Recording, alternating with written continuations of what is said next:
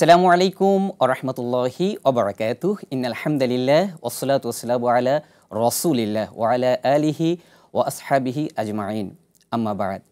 খুশ আমদেদ মাহে রমাদান, মোবারক হো মাহে রমজান।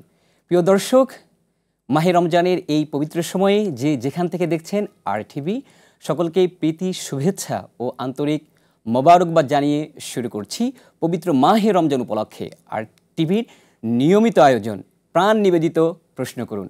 প্রিয় দর্শক, এখানে আমরা বিভিন্ন ইসলামী জীবন জিজ্ঞাসা নিয়ে আলোচনা করে থাকি। সবটা সময় জুড়ে আপনাদের সাথে থাকবো আমি SAR সিবগাতুল্লাহ।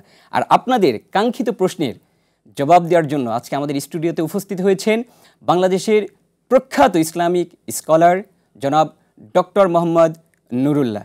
আসসালামু আলাইকুম ওয়া রাহমাতুল্লাহি ওয়া বারাকাতুহু। ওয়ালাইকুম আসসালাম ওয়া রাহমাতুল্লাহি ওয়া বারাকাতুহু। মুহতারাম, কেমন আছেন? জি আলহামদুলিল্লাহ, ভালো আছেন আপনি? জি আলহামদুলিল্লাহ, ভীষণ ভালো আছি।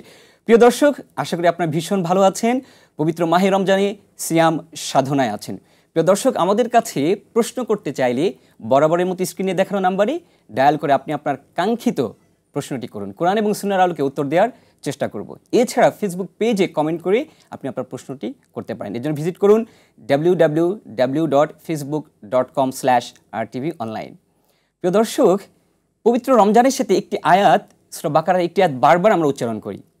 বিসমিল্লাহির রহমানির রহিম, ইয়া আইয়ুহাল্লাযীনা আমানু কুতিবা আলাইকুমুস সিয়াম কামা কুতিবা আলাল্লাযীনা মিন ক্বাবলিকুম লাআল্লাকুম তাত্তাকুন। এই যে আল্লাহ তাআলা যে আমাদের উপর রোজাটা ফরজ করেছেন যাতে আমরা ক্ষুধাবৃত্তি অর্জন করতে পারি, প্রায় সব জায়গায় আপনারা এই আলোচনাটা বা এই আয়াতটি শুনতে পারবেন। তো এখন তাত্তাকুন বলতেটা কি, তাকওয়াটা কি, ক্ষুধাবৃত্তি অর্জন কি, এর সামাজিক প্রভাব কি, এই সকল বিষয় নিয়ে আজকে আমরা আমাদের মুহতারামের সাথে কথা বলবো। মুহতারাম, সবাই আসলে মানে এই আয়াতটা তেলাওয়াত করে। তা আপনার কাছে প্রশ্নটা হচ্ছে যে তাকওয়াটা কি এবং তাকওয়ার সামাজিক প্রভাবটা কি? জি ধন্যবাদ আপনাকে। প্রথমত হচ্ছে আয়াতটা তেলাওয়াত করার পেছনে কারণ হচ্ছে জি সূরা বাকারার এই আয়াতটি রোজা ফরজ করার জন্য মূলত নির্ধারিত। যে আয়াতের মাধ্যমে রোজা ফরজ করা হয়েছে, সিয়াম ফরজ করা হয়েছে, সে আয়াতের সাথে রিলেটেড হুকুমটা এখানে আছে। সঙ্গত কারণেই এই আয়াতটা আমরা রোজার যখন আলোচনা করি, সিয়ামের যখন উপলক্ষে কোনো বিষয় উপস্থাপন করি, খুব গুরুত্বের সাথেই বিষয়টা আলোচনা করতে হবে। কারণ আল্লাহ তাআলা এর মাধ্যমে রোজা ফরজ করেছে। এখানে আল্লাহ তাআলা রোজা ফরজ করেছে, এখানে দুটো বিষয় উল্লেখ করেছে। একটা হচ্ছে রোজা আগেও ছিল, মানে এই উম্মতের জন্য তা না, কিন্তু বলছে কামা কুতিবা আলাল্লাযীনা মিন ক্বাবলিকুম। সিয়াম সাধনার যে ইবাদতটা এটা আগ থেকেই ছিল। আচ্ছা আচ্ছা। এরপর ফলাফলটা উল্লেখ করেছেন আয়াতের মধ্যে। কারণ কি, সিয়ামের মতো একটা ইবাদত কেন আল্লাহ দিলেন? আল্লাহ বললেন যে লাআল্লাকুম তাত্তাকুন। ফলাফল হচ্ছে এই, সিয়াম সাধনা করলে তুমি এই ফল পাবে। ফল কি? ফলাফল হচ্ছে যে তুমি তাকওয়া অবলম্বন করতে পারবে, তুমি তাকওয়া সম্পন্ন হবে, যথেষ্ট সম্ভাবনা রয়েছে তুমি একজন মুত্তাকি মানুষে পরিণত হবে। আমরা এভাবে যদি অনুবাদগুলো করতে পারি। অনেকে বলেছেন আল্লাহ তাআলার বিষয়ে তার সচেতনতা বাড়বে, তাকওয়ার অর্থ অনেকে এভাবে করেছেন। তো কারণ হচ্ছে এটা হলো ফলাফল, সিয়ামের ফলাফল। সুতরাং সিয়াম থেকে যদি আমরা কি পাই, যদি প্রশ্ন করা হয় সিয়াম করলে লাভ কি, এর উত্তর হচ্ছে আল্লাহ বলেছেন লাভ হচ্ছে তুমি তাকওয়া সম্পন্ন মানুষে পরিণত হবে। তাহলে তাকওয়াটা কি? প্রশ্ন হচ্ছে তাকওয়া কি। তাকওয়ার বিভিন্ন সংজ্ঞায়তে আমি যাচ্ছি না, খুব উদাহরণ সংক্ষেপে বলছি। তাকওয়া শব্দের শাব্দিক অর্থ হচ্ছে বলা হয় যে ভয়, ভয়, আপনার পরহেজগারি, উর্দুতে বলা হয় পরহেজগারি, নিষ্কৃতি লাভ হতে পারে। অর্থ হচ্ছে যে মূলত অর্থাৎ আল্লাহ তাআলার ভয়ে। আল্লাহ তাআলার দুটো বিষয় আছে, একটা হচ্ছে আল্লাহ তাআলার তার শাস্তি আছে, এটা আল্লাহ ঘোষণা করেছেন কোরআনের বিভিন্ন জায়গায়। তিনি পুরস্কারের কথা ঘোষণা করেছেন। তো আল্লাহ তাআলার যে শাস্তির কথা ঘোষণা করেছেন তার ভয়ে মূলত সে অনেক কাজ থেকে বিরত থাকার নাম হচ্ছে তাকওয়া। বিশেষ করে আমরা অন্যভাবে যদি বলি, ইমতিসালু আওয়ামিরিল্লাহ ওয়া ইজতিনাবু নাওয়াহিহি। এই ভয় যে করছি তার প্রমাণটা হচ্ছে এই, আল্লাহ তাআলা যত আদেশ আমাদের করেছেন, যেসব বিষয়গুলো করতে বলেছেন, আল্লাহ তাআলার মহাব্বতে, আল্লাহ তাআলার ভালোবাসায় এবং তার সান্নিধ্য পাওয়ার জন্য সেগুলো করা। এবং এই বিষয়ে জানবো, একটা ফোন আছে। আসসালামু আলাইকুম ওয়া রাহমাতুল্লাহ। কে কোথা থেকে আছেন? আপনি আপনার প্রশ্নটি করুন। ওয়ালাইকুম আসসালাম ওয়া রাহমাতুল্লাহি ওয়া বারাকাতুহু। জি, আমার প্রশ্ন ছিল হুজুর, আমি পাবনা থেকে বলছি। জি। কোরআন শিক্ষা করা এবং শিক্ষা দেওয়া হুম, হুম। মানুষের মধ্যে তারা উত্তম। হুম, হুম, হুম, হুম। হাদিসের মধ্যে শুনছি জি। উত্তম। তো আমার প্রশ্ন হলো যে এই শিক্ষা দেওয়ার ক্ষেত্রে সে এই পারিশ্রমিক নিতে পারবে কিনা এবং এটা হাদিস মতে কতদূর? জি, জি, আমরা বুঝতে পেরেছি। খুব শীঘ্রই আপনি আপনার উত্তরটি পাবেন ইনশাআল্লাহ। যে আপনি তাকওয়া নিয়ে বলছিলেন, একটু বলার পরে ইনশাআল্লাহ এই প্রশ্নের জবাবটি দিবেন। তো বলছিলাম যে সেখানে হুম। এক কথায় যে আল্লাহ তাআলার বিধিবিধান মেনে চলা এবং আল্লাহ তাআলা যেসব কাজ থেকে বিরত থেকেছেন, আচ্ছা, আল্লাহ তাআলা শাস্তির হয়ে সেগুলো ছেড়ে দেওয়া। আচ্ছা। তাহলে দুটো কাজ করতে হবে, কিছু ইতিবাচক কাজ করতে হবে, তার নাম তাকওয়া, কিছু নেতিবাচক ছেড়ে দিতে হবে, তার নাম তাকওয়া। মানে হালালটা করতে হবে আর হারামটা কি আল্লাহ বর্জন। তাআলার নির্দেশনা মানতে হবে, আর যেগুলো ছাড়তে পারছেন সেগুলো ছেড়ে দিতে হবে। সুন্দর করে আপনি এক বলছিলেন। কথা সেগুলোর নাম হচ্ছে তাকওয়া। জি, আর ওই যে একজন ভাই জানতে আমরা চেয়েছেন। ভাইয়ের প্রশ্নের ব্যাপারে যেটা বলছি তা হচ্ছে নিঃসন্দেহে খায়রুকুম মান তাআল্লামা আল কুরআন ওয়া আল্লামা। আল্লাহ তাআলার কোরআনকে শিক্ষা দেওয়া উত্তম এবং শিক্ষা নেওয়া উত্তম, সুবহানাল্লাহ। এবং এটা শ্রেষ্ঠ কাজ, কোনো সন্দেহ নেই। হুম, হুম, হুম। তো সেক্ষেত্রে এখন একজন মানুষ যখন দুইভাবে কাজ করছে, একটা হলো দাওয়াতি কাজ হিসেবে করছেন, আচ্ছা। খায়রুকুম মান তাআল্লামার কাজটা করছেন, মানে কোরআন শেখাচ্ছেন দাওয়াতি হিসাবে। দাওয়াতি কাজের বিষয়ে চুক্তিভিত্তিক কোনো কন্ডিশনে যদি আমরা বলি পারিশ্রমিক, সেটা আসলে না নেওয়ার ব্যাপারেই উৎসাহিত করা হয়েছে অথবা সাবধানে উচ্চারণ করা হয়েছে, নেওয়া যাবে না। কিন্তু আমরা অনেক সময় কোরআন তেলাওয়াতের কাজ করি, কোরআন শিক্ষার কাজ করি, সার্ভিস। হুম, হুম, হুম। আমাদের ধরা বাঁধা টাইম দিতে হয়, নির্ধারিত সময় দিতে হয়। যে চাকরি করছেন, মনে করেন একজন মাদ্রাসার শিক্ষক, হুম, হুম, হুম, হুম। হাফেজ সাহেব তিনি পড়াচ্ছেন, হুম, হুম। তিনি কিন্তু শুধু দাওয়াতি কাজের উদ্দেশ্যে পড়াচ্ছেন না, পাশাপাশি তার একটা সার্ভিস হিসেবে করছেন। সার্ভিস হিসেবে করলে কিন্তু পারিশ্রমিক নেওয়া যাবে। আচ্ছা। আমার জানা মতে পর্যন্ত কেউ বলেন নাই নেওয়া যাবে না, কারণ সে তো সার্ভিস করছেন, সময় দিচ্ছেন। জি, জি, কিন্তু স্বাধীনভাবে দাওয়াতি কাজ করছেন, যে আমার যখন সুযোগ পেলাম করলাম, জি, জি। হয়তো একদিন করলাম, 3 দিন করলাম না, এইসব ক্ষেত্রে বোধহয় দাওয়াতি কাজের ক্ষেত্রে উচিত না। মোহতারাম, আরেকটি ফোন আছে। আসসালামু আলাইকুম ওয়া রাহমাতুল্লাহি ওয়া বারাকাতুহু। কি কোথা থেকে বলছেন? আপনার প্রশ্নটি করুন। আসসালামু আলাইকুম। ওয়ালাইকুম আসসালাম ওয়া রাহমাতুল্লাহি ওয়া বারাকাতুহু। আমি জানতে চাচ্ছিলাম যে রমজান মাসে তো নফল এবাদতের অনেক সওয়াব, তো আমরা নফল এবাদত কি কি করতে পারি? নফল নামাজ কিংবা আর কোনো নফল এবাদত যদি থাকে ওগুলো যদি একটু বলতেন। জি, জি, অবশ্যই ধন্যবাদ। আমাদের মোহতারাম আপনার এই প্রশ্নের উত্তরটি দিবেন।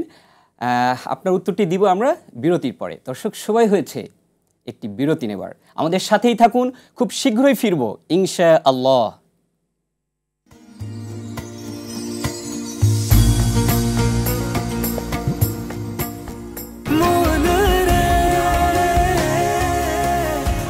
এভাবে ভরপুর বেঁচে থাকাটাই জীবন, আর জীবনের স্বাদের অনিবার্য সঙ্গী প্রাণ।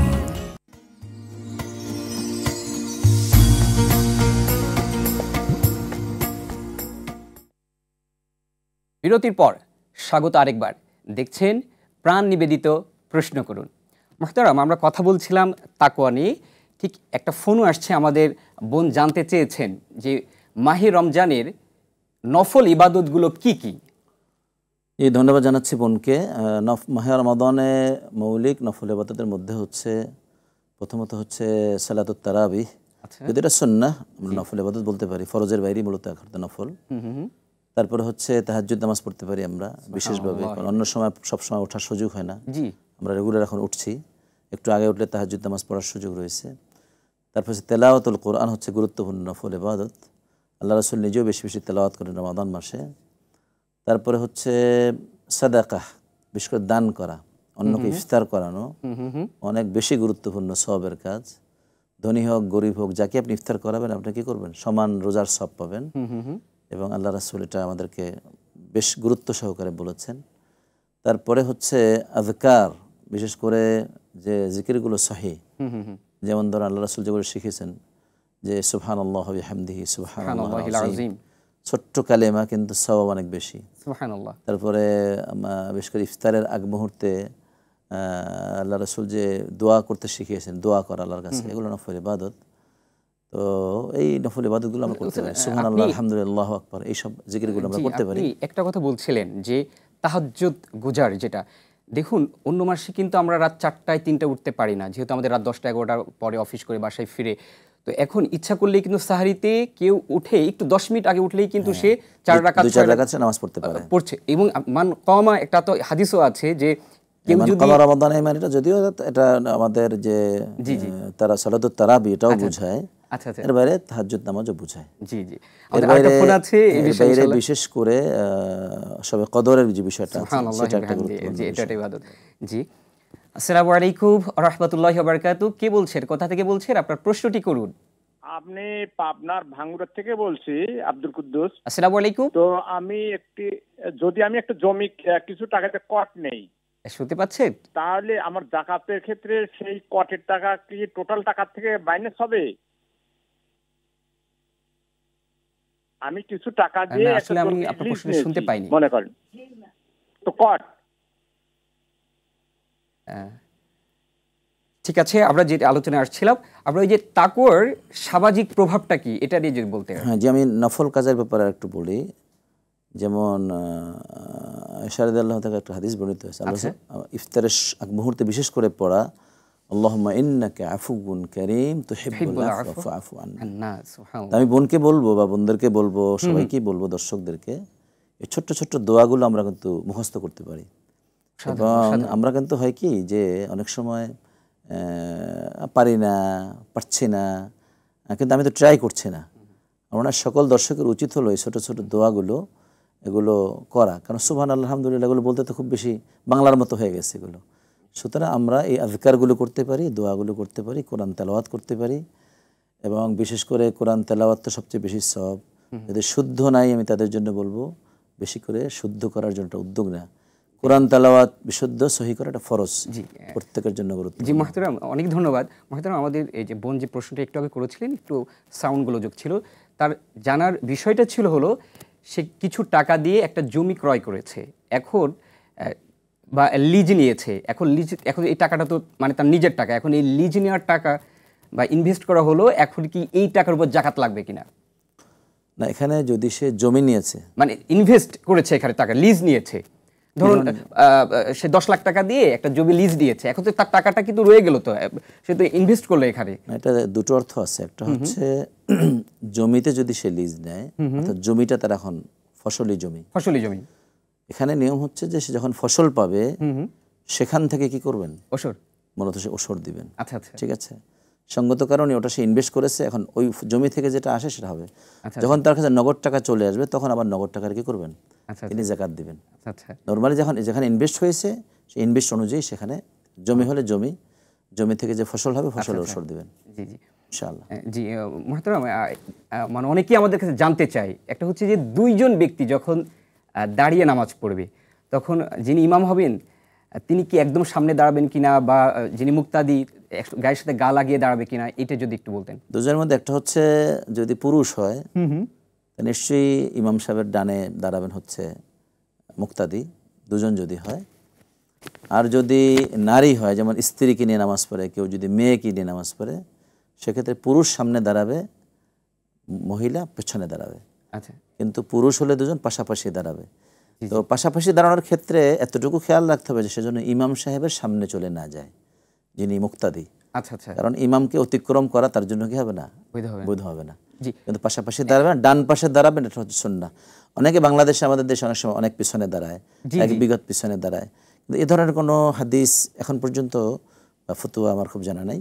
তবে ওই এতটুকু কারণে পিছনে দাঁড়ায় যাতে সে বোঝা যায় ইমাম সাহেবকে অতিক্রম করে সামনে চলে না যায়, এই কারণে একটু দূরত্ব। হঠাৎ করে ওই দুইজনের সাথে আর দুইজন এসে জামাতে শরীক হলো, তখন কি ইমাম সাহেব সামনে চলে যাবেন? হ্যাঁ, যদি জায়গা থেকে ইমাম সাহেব সামনে চলে যাবেন, যদি ইমাম সাহেবের জায়গা না থাকে সেক্ষেত্রে মুক্তাদিরও দায়িত্ব আছে, উনি পিছনে চলে আসবেন। তাহলে এমন কি হতে পারে, এমন যে ধরেন একজন দাঁড়িয়ে গেছে, পরবর্তী আরেকজন মুসল্লি আসছেন, তিনি দেখলেন যে ইমাম সাহেবের সামনে জায়গা নাই, তিনি মুক্তাদিকে একটু ইশারা করতে পারেন বা হাত দিয়ে ধরতে পারেন তাকে নিয়ে আসার জন্য। ফতোয়া জানলে সে পেছনে চলে আসবেন এবং ইমামের পেছনে দাঁড়াবেন, এটাই হলো সুন্নাহ পদ্ধতি। তিনজন হলে পেছনে দাঁড়াবেন। জি মুহতারাম, একটা ফোন আছে, আপনার সাথে আরো কথা বলবো ইনশাআল্লাহ। এভাবে ভরপুর বেঁচে থাকাটাই জীবন, আর জীবনের স্বাদের অনিবার্য সঙ্গী প্রাণ। আসসালামু আলাইকুম ওয়া রাহমাতুল্লাহি ওয়া বারাকাতুহু। কে কোথা থেকে বলছেন? আপনার প্রশ্নটি করুন। ওয়ালাইকুম আসসালাম। আসসালামু ফজর আলাইকুম। আজানের সময় কি সেহরি খাওয়া যাবে? হ্যালো, ওয়ালাইকুম আসসালাম। ফজর আজানের সময় কি সেহরি খাওয়া যাবে? আচ্ছা, আচ্ছা। জি, খুব শীঘ্রই আপনি আপনার উত্তরটি পাবেন। আমাদের কাছে একটু জানতে চেয়েছেন, সেটা হচ্ছে যে আজানের সময় আজান দিচ্ছে, এই মুহূর্তে সাহরি সে খেতে পারবে কিনা? হ্যাঁ, এ ব্যাপারে ভিন্ন মত আছে। তবে আজান শুরু হয়ে গেলে, আজান মানে হচ্ছে আসলে টাইম। আজান কিন্তু মুখ্য বিষয় না। অনেক সময় এমন হতে পারে ভুলে আজান দিয়ে দিতে পারে। বিষয় হচ্ছে সাহারির যে শেষ সময়, সুবহে সাদেক শুরু হলো কিনা, সে টাইমটা ইম্পর্টেন্ট কিন্তু। ইয়েস। তবে সাধারণত আমাদের দেশে যেটা হচ্ছে যে আজান, আমাদের সারা পৃথিবীতে হচ্ছে এটা, বিশেষ করে রমাদান মাসে সুবহে সাদেক শুরু হলেই আজানটা হয়। সেক্ষেত্রে এই আজান শুরু হলে সাহারি বন্ধ করে দিতে হবে। আচ্ছা, আচ্ছা। তবে ভিন্ন একটা বক্তব্য আছে ফকিহদের, যে না, যতটুকু খাবার শুরু করেছে ওই খাবারটা শেষ করতে পারবেন। তাই মনে করি যে না, এখানে আজান শেষ হয়ে গেলে তার খানা স্টপ করে দেওয়াই উচিত এবং এটাই শ্রেয়। আচ্ছা, আচ্ছা। কারণ হচ্ছে আল্লাহ তাআলা নিষেধ করেছেন, এরপরে খানা পিনা করলে তো রোজা হবে না। যদিও ভিন্ন একটা রিল্যাক্স বক্তব্য আছে যে না, যতটুকু আছে ততটুকু খেতে পারবে। আচ্ছা, আল্লাহু আলাম। আচ্ছা। এখন মানে জানতে চান আমাদের কাছে অনলাইনে অনেকেই যে আমি ঠিক আছে ভাত খাওয়া শেষ করলাম, কিন্তু আমার সারাদিন আমার কষ্ট হবে, আমি তৃষ্ণায় কষ্ট পাবো, এই ক্ষেত্রে আমি পানিটা খেতে পারবো কিনা? না, কথা তো একটাই, খাওয়া তো একই। আমি সচেতনভাবে কোনোভাবেই সুবহে সাদেক হয়ে গেলে আমার স্টমাকে কিছু দিতে পারবো না। তার তো খাওয়ার সুযোগ নেই। জি। আর এই ধরনের ঘটনা তো নিয়মিত ঘটে না, হয়তো মাঝে মধ্যে হয়। মাঝে তাই, মধ্যে তাই। হলে এমন যদি হয় যে না, রোজা রাখতে গিয়ে সে কোনো অসুবিধায় পড়ে যায়, যাতে তার জন্য শারীরিক অসুবিধা হচ্ছে, তার তো রোজা ভাঙা তখন জায়েজ। কিন্তু আমি মনে করি যে না, ওই সময় তার জন্য স্টপ করা, রোজা রাখার চেষ্টা করা। কোনো কারণে যদি সে রাখতে অসুবিধা হয়, অসুস্থ হয়ে যাওয়ার সম্ভাবনা থাকে, অসুস্থ হয়ে যায়, রোজা ভঙ্গ করার উপক্রম হয়ে যায়, যেটা মেডিকেল সায়েন্স বলে না, তারপর অসুবিধা হবে শারীরিকভাবে, সেক্ষেত্রে রোজা না রাখার তো সুযোগ আছে, প্রয়োজনে ভাঙবে। এই পরিস্থিতি যদি তো হয়, আশা করি একদম কোনো বড় সমস্যা ছাড়া রোজা রাখতে অসুবিধা নেই। মানুষ না খেয়েও রোজা রাখে, থাকতে পারে, কিন্তু অসুবিধা নেই। জি, মুহতারাম, একটা হচ্ছে যে আমাদের কাছে অনলাইনে আরেকজন জানতে চেয়েছেন যে রোজা ভাঙার কথায়, এই রোজা ভাঙার মূল কারণগুলো কি কি? অনেকগুলো কারণ আছে। এর মধ্যে বেসিক কারণ যদি বলি, আমরা যেমন বিশেষ করে পেশাব পায়খানার রাস্তা দিয়ে কোনো কিছু বের হওয়া, তা পেশাব মানে মূলত সহবাস করা, স্বামী স্ত্রীর মিলন হলে। আর যদি কি হয়, যদি মিলন ছাড়াও যদি অন্য কারণে পেশাবের রাস্তা দিয়ে তার হয়, বীর্য বের হয়, তাহলে হয়ে যাবে। মুখ ভরে বমি করলে রোজা ভেঙে যাবে। এইগুলো হলো বেসিক কারণ আর কি, যার কারণে মূলত রোজা ভঙ্গ হয়। আচ্ছা, আচ্ছা, আচ্ছা। তো আর খাবার তো আছেই, পানাহার করলে, এটা তো কোনো কথাই সবাই জানে। জি, পানাহার করলে, কারণ সূর্যোদয় থেকে সূর্যাস্ত পর্যন্ত সমস্ত। এরপরে আর যদি আমরা বলি, আর একটু ডিটেল বলি, যেমন অনেক সময় বলেন যে ইনজেকশনে রোজা ভঙ্গ হয়। এটা আমাদের দর্শকদের জানা দরকার। যদি ইনজেকশন শক্তিবর্ধক হয়, যেটা আমাদের পিপাসা নিবারণ করে রাখে অথবা আমাদের শক্তি বাড়িয়ে দেয়, সেগুলো কিন্তু নিষিদ্ধ। কিন্তু এমন যদি হয় যে ইনজেকশন শক্তিবর্ধক না, সেক্ষেত্রে কিন্তু ওলামা কেরাম বলেছেন তার রোজা ভাঙবে না। আবার অনেকে কিছু ভুল ধারণা আছে আমাদের সমাজে, যে অনেক সময় বলে আগরপাতি দিলে রোজা চলে যায়, না, তাও ঠিক না। আচ্ছা, জি মুহতারাম, আরো বিস্তারিত আপনার কাছে শুনবো ইনশাআল্লাহ। আসসালামু আলাইকুম ওয়া রাহমাতুল্লাহি ওয়া বারাকাতুহু। কে কোথা থেকে বলছেন? আপনার প্রশ্নটি করুন।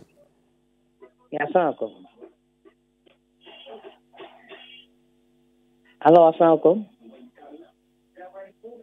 হ্যালো, জি, আসসালামু আলাইকুম।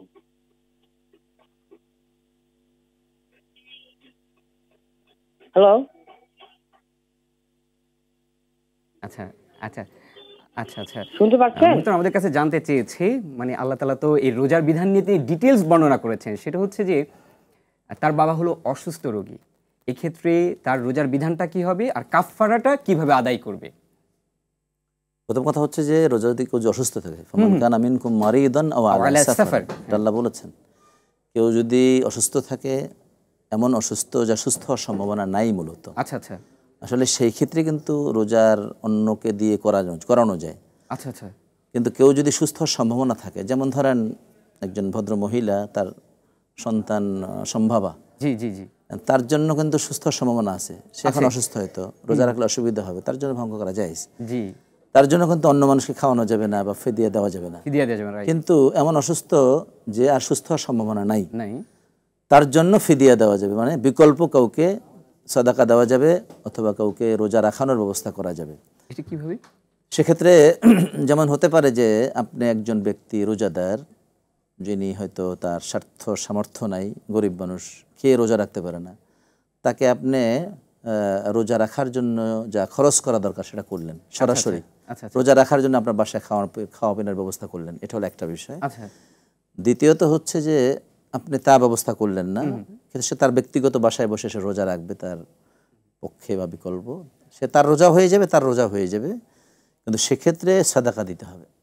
সাদাকা দিতে হবে কতটুকু পরিমাণটা? রাইট, পরিমাণটা ফিদিয়া দিতে হবে। ফিদিয়া হচ্ছে যে এখানে ভিন্ন মত আছে, হানাফি মাযহাবে বলা হয়েছে অর্ধসোয়া, আর অন্য মাযহাবে বলা হয়েছে 100। আচ্ছা আচ্ছা, 100 মানে হচ্ছে প্রায় 3.5 কেজি। আচ্ছা, এই 3.5 কেজি সমপরিমাণ চাল বা গমের মূল্য দিতে হবে। জি জি, এক্ষেত্রে আমরা বলি যে যেই ধরনের চাল সে নিজে ভক্ষণ করেন, খান, যেমন ধরেন যিনি 60 টাকা দামের চাল খান, তিনি 60 টাকা দামের হিসাবে 3.5 কেজিতে যা দিয়ে দেবেন। আচ্ছা আচ্ছা, যিনি 100 টাকা দামের চাল প্রতি একটি রোজার জন্য 3.5 কেজি প্রায়। হ্যাঁ, হানাফি মাযহাব বলা হয়েছে পৌনে মানে 2 কেজি, মানে হচ্ছে অর্ধসোয়া। জি জি, এক্ষেত্রে আমি বলবো যে 3.5 কেজি দেওয়াই ভালো হবে। কেন? এটা দিলে আর মতবিরোধ থাকলো না। হ্যাঁ হ্যাঁ, এটা না হলে মতবিরোধটা থেকে যাচ্ছে। জি, একটা ফোন আছে। আচ্ছা মোহতারাম, ঠিক আছে, এই বিষয়ে আপনার সাথে আরও কথা বলবো ইনশাআল্লাহ। সময় হয়েছে একটা বিরতি নেবার।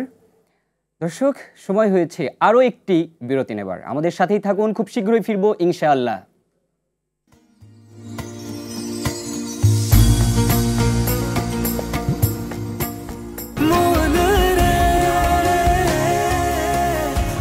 এভাবে ভরপুর বেঁচে থাকাটাই জীবন, আর জীবনের স্বাদের অনিবার্য সঙ্গী প্রাণ।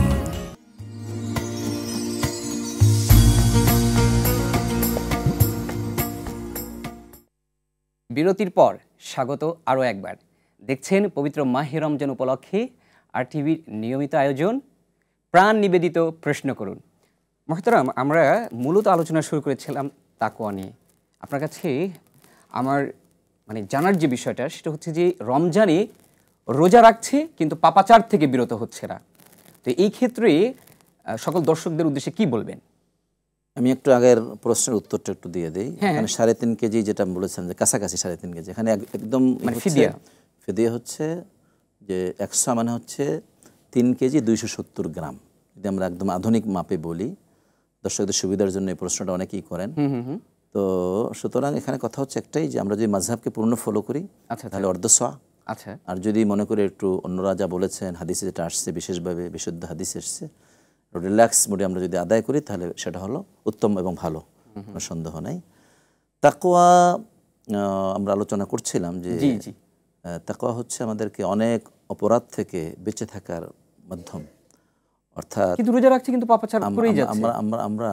আমরা এর অর্থ হচ্ছে এই যে আমরা তাকওয়ার যে মূল মিনিংটা সেটা গ্রহণ করতে পারিনি। তাকওয়াটা প্রথম আনতে হবে মনে, আমার বিশ্বাসে, আমার চিন্তা চেতনায়, দৃষ্টিভঙ্গিতে। তারপরে হচ্ছে তাকওয়াটা প্রতিফলন হবে কাজে। আচ্ছা আচ্ছা, এই জন্য আমাদের দুটো দিক কিন্তু আমাদের সকল কাজের, একটা হলো প্রথম হলো মনের দিক, আকীদার দিক। তা আকীদার মধ্যে তাকওয়াটা আনতে হবে এভাবে যে চিন্তা চেতনা আমি আল্লাহকে ভয় করতে হবে, আল্লাহর শাস্তিকে ভয় করতে হবে, আল্লাহর মহত্বকে মানতে হবে, আল্লাহর বিশাল ক্ষমতাকে আমাকে প্রতিনিয়ত মনে করতে হবে, এবং আমাদের আখিরাতে বিশ্বাস থাকতে হবে। এসবগুলো কি একসাথে যদি বলি, এই অনুভূতি, এই দৃষ্টিভঙ্গি কারোর মধ্যে যদি জাগ্রত হয়, তাহলেই সে কিন্তু প্রত্যেকটা কাজ করার সময় সে ভাববে কোনটা হালাল কোনটা হারাম, কোনটা আল্লাহ নির্দেশ করেছেন কোনটা আল্লাহ নিষেধ করেছেন, এগুলো সে তখন মেনে চলবে, যার নাম হচ্ছে মূলত তাকওয়া। একটা ফোন এসেছে। আসসালামু আলাইকুম ওয়া রাহমাতুল্লাহি ওয়া বারাকাতুহু। কে বলছেন, কোথা থেকে বলছেন, আপনার প্রশ্নটি করুন।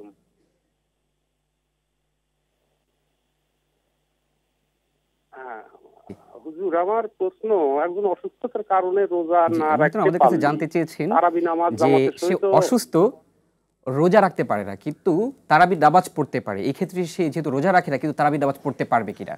না, সেক্ষেত্রে রমাদানের দুটো কাজ, একটা হলো কিয়ামুল লাইল করা, হ্যাঁ হ্যাঁ আর একটা হচ্ছে মানে সিয়াম পালন করা।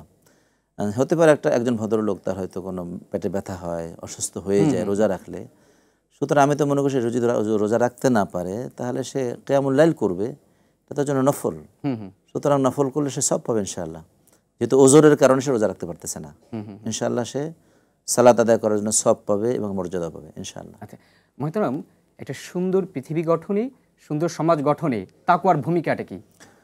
এক কথায় আমরা সুন্দর পৃথিবী তাকে বলি যে পৃথিবীতে ভালো কাজ বেশি হয়, একটু মানে অল্প কথার মধ্যে উত্তর দিতেন। ভালো কাজ বেশি হয় যেখানে মন্দ কাজ কমে যায়। আচ্ছা আচ্ছা, যেমন ঘুষ, দুর্নীতি, অন্যায় কাজ, মাপে কম দেওয়া, গালাগালি, এগুলো কমে গেলেই তো সুন্দর পৃথিবী। যেখানে ভালোবাসা আছে, সম্মান আছে, মর্যাদা, ভালো পৃথিবী। সুতরাং সিয়াম মানে তাকওয়াই কাজটাই করে, এক কথায় তাকওয়াই কাজটা। অসংখ্য ধন্যবাদ, কি চমৎকার করে বলছিলেন। সময় থাকলে আপনার কাছ থেকে আরও শুনতাম। কষ্ট করে আসার জন্য আপনাকে আন্তরিক মোবারকবাদ জানাচ্ছি। দর্শক, চলে যাচ্ছি, দেখা হচ্ছে প্রাণ নিবেদিত প্রশ্ন করুণের আগামী পর্বে। সে নাগাদ সকলে ভালো থাকুন, সুস্থ থাকুন, আপনাদের সকলের জীবন সুন্দর হোক। আসসালামু আলাইকুম ওয়া রাহমাতুল্লাহি ওয়া বারাকাতুহু।